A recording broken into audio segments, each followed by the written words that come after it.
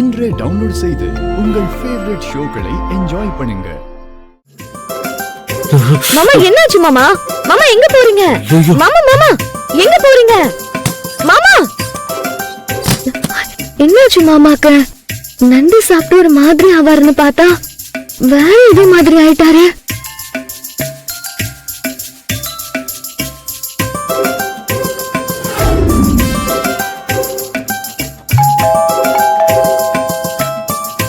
யார் அது?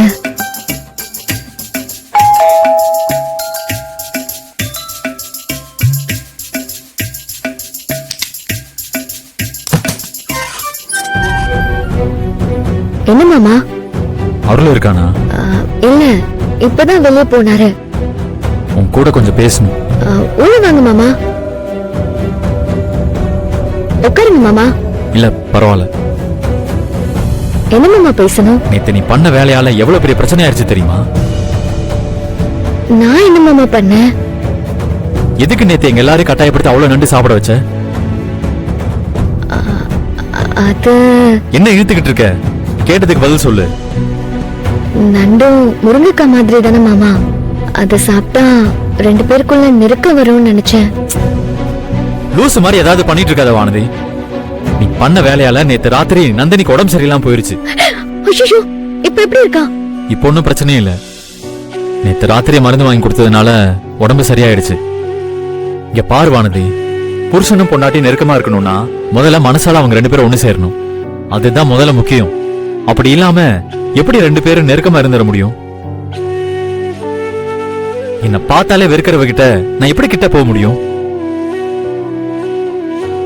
இங்க பாரு வானதி, எங்களுக்கு நல்லது செய்யறதா நினைச்சுக்கிட்டு தப்பு தப்பா எல்லாத்தையும் பண்ணிட்டு இருக்க. ஒரு விஷயத்த நல்லா புரிஞ்சுக்க. அவளுக்கு என்ன கண்டாலே பிடிக்கல. இனிமே பிடிக்குமான்னு கூட எனக்கு தெரியல. நம்ம யோசிச்சு திட்டம் போட்டெல்லாம் இந்த மாதிரிலாம் பண்ணி நம்மள பிடிக்க வைக்க முடியாது. அதெல்லாம் தானா நடக்கணும். அதனால எங்க ரெண்டு பேரும் சேர்த்து வைக்கிறேன்னு சொல்லிட்டு தேவையில்லாத வேலையெல்லாம் பண்ணிட்டு இருக்காத. நீ உன் வாழ்க்கையை மட்டும் பாரு. நீங்க சொல்றதெல்லாம் சரிதான் மாமா. ஆனா இன்னொரு விஷயத்த நீங்க நல்லா புரிஞ்சுக்கணும். நந்தினிக்கும் மேல இருக்கிறது வெறுப்பு இல்ல, கோபம். பிடிக்காதவங்க மேலதான் வெறுப்பு வரும், பிடிச்சவங்க மேல கோபம் தான் வரும். ஒரு பொண்ணுக்கு ஒருத்தனை பிடிக்கலன்னா அவனை வெறுத்துட்டானா அவனை கிட்டத்திலே வச்சுக்க மாட்டா.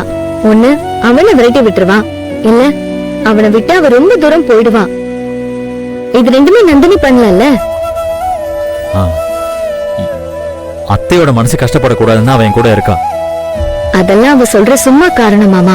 உன் கூட வாழணும்னு அவ முடிவு பண்ணிருந்தா பெரிய மாமா மனசு கஷ்டப்படாம பெரிய மாவுக்கு அதை எப்படியாவது புரிய வைக்கணும்னு யோசிச்சு இந்நேரம் புரிய வச்சு உன்னை விட்டு போயிருப்பா. புடிச்சு போய் கல்யாணம் பண்ண பொண்ணா இருந்தா கூட இந்நேரம் 1000 தடவை அவ அம்மா வீட்டுக்கு போயிட்டு வந்திருப்பா. அவ அம்மா வீடு பக்கத்துல தானே இருக்கு. அவ அம்மா மேல உயிரே வச்சிருக்கால. கல்யாணம் ஆன இத்தனை நாள்ல அவ அம்மா வீட்டுக்கு தனியா போகலல்ல. உங்க மேல உள்ள கோபத்துலதான் உங்களை பிடிக்காத மாதிரி அவ காட்டிக்கிறான், உங்களை பழி தீர்த்துக்கிறான். நீங்க சுத்தி பார்க்க போனப்ப ரவுடிங்க நந்தினி கிட்ட பிரச்சனை பண்ணாங்கன்னு நீங்க என்கிட்ட சொன்னீங்கல்ல. அவளுக்கு பிரச்சனை வரப்ப அவ கொஞ்சம் கூட யோசிக்காம உடனே யார் பேர் சொல்லி கூப்பிட்டா?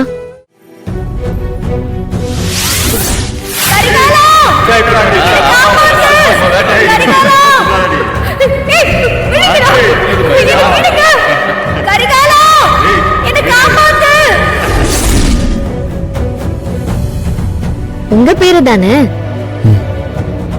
உங்க மேல அவளுக்கு வெறுப்பு இருந்தா உங்க பேரு சொல்லி கூப்பிடாம வேற யாராவது வந்து காப்பாத்துட்டோம்னு நினைச்சு காப்பாத்துங்க காப்பாத்துங்க தானே கத்திருப்பா. கரிகாலன் காப்பாத்துன்னு கத்திருக்க மாட்டால. உன்னை அவளுக்கு பிடிக்கலனா உயிரே போறதா இருந்தாலும் அவன் பேரு சொல்லி கூப்பிட்டுருக்க மாட்டான். நமக்கு ஒரு பிரச்சனைனா எப்பவுமே நமக்கு பிடிச்சவங்களை கூப்பிடுவோம், இல்ல நம்மள பிடிச்சவங்களை கூப்பிடுவோம். இது ரெண்டுல ஏதோ ஒன்னாதான் அவ மனசுல நீங்க இருக்கீங்க. அவ உங்களை வெறுக்கிற மாதிரி பேசுற வார்த்தையெல்லாம் உண்மை இல்ல. அவ மனசுல இருந்து வர வார்த்தை தான் உண்மை. அவளுக்குள்ள நீங்க இல்லாம அவ வாயில இருந்து அந்த நேரத்துல உங்க பேரு வந்திருக்கவே வந்திருக்காது. நான் நம்பினவன் என்னை ஏமாத்திட்டான்ற கோபத்துலதான் அவ இப்படியெல்லாம் நடந்துக்கிறாளே தவிர உங்களை வெறுத்து அவ இப்படியெல்லாம் நடந்துக்கல. நான் ஏன் இவ்வளவு உறுதியா சொல்றேன்னா, கல்யாண மண்டபத்துல மாப்பிள்ளை அழைப்புக்கு எல்லாரும் போயிருந்தப்போ நானும் நந்தினியும் தான் மண்டபத்துல தனியா இருந்தோம். அப்ப எனக்கு ஒரு விஷயம் தோணுச்சு. நந்தினி இந்த மாதிரி ஒரு பொண்ணு தானே, அவளும் எவ்வளவு ஆசையோட கல்யாண மண்டபத்துக்கு வந்திருப்பா. அருள் மாமாவோட உயிரை காப்பாத்த அவளை கல்யாணம் பண்ண அது நந்தினி ரொம்ப பாதிக்கும். அது அவளால எப்படி தாங்கிக்க முடியும்? என்னால அவ வாழ்க்கை வீணா போயிடுமோன்னு பயந்து எனக்கு குற்ற உணர்ச்சி ஆயிடுச்சு. எதுவா இருந்தாலும் பரவாயில்ல, நந்தினி கிட்ட எல்லா உண்மையும் சொல்லலான்னு நான் அவளை பார்க்க போனேன்.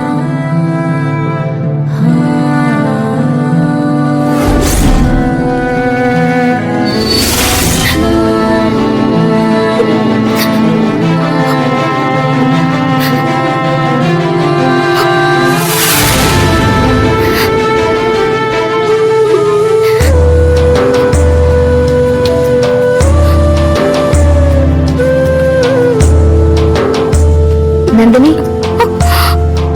வானதி, உன்கிட்ட கொஞ்சம் பேசணும். சொல்லு. என்னாச்சு வானதி? என்கிட்ட ஏதோ பேசணும்னு சொன்ன, சொல்லு. பேசணும்னு தான் வந்தேன், ஆனா எப்படி ஆரம்பிக்கிறதுன்னு தான் தெரியல. ஆமா, ஏன் இன்னும் கண்ணத்துல இருக்கிற சந்தனத்தை அழிக்காம இருக்க?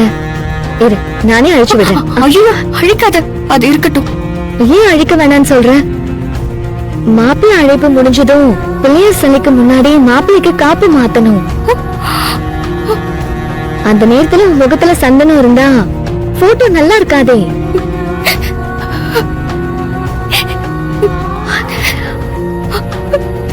ஏய் நந்தினி, ஏன் அழுகுற? இப்ப இந்த சந்தனத்தை அழிச்சுட்டா என் முகமே ரொம்ப மோசமா இருக்கும். ஏ, மேக்கப் போட வந்தவங்க தப்பான ஏதோ கெமிக்கலை யூஸ் பண்ணதால என் ஃபேஸ் ஃபுல்லா அலர்ஜி ஆயிடுச்சு. ஐயோ,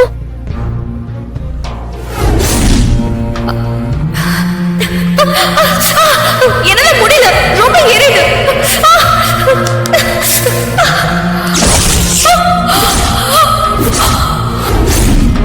என் முகம் ஃபுல்லா அலர்ஜியா இருக்கும்போது எப்படி மண்டபத்துக்கு வருதுன்னு நினைச்சு நான் பயந்துகிட்டு இருந்தப்ப கரிகாலன் தான் எனக்கு ஹெல்ப் பண்ணான்.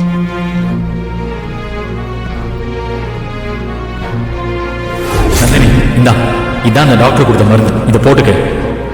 முகம் சரியாகிற வரைக்கும் யாரு கதவை தட்டினாலும் நீ திறக்காது. கரிகாலன் மட்டும் இல்லைன்னா இந்நேரம் எல்லாரும் முன்னாடியும் நான் ஆசைப்பட்டு நின்றுப்ப வானதி.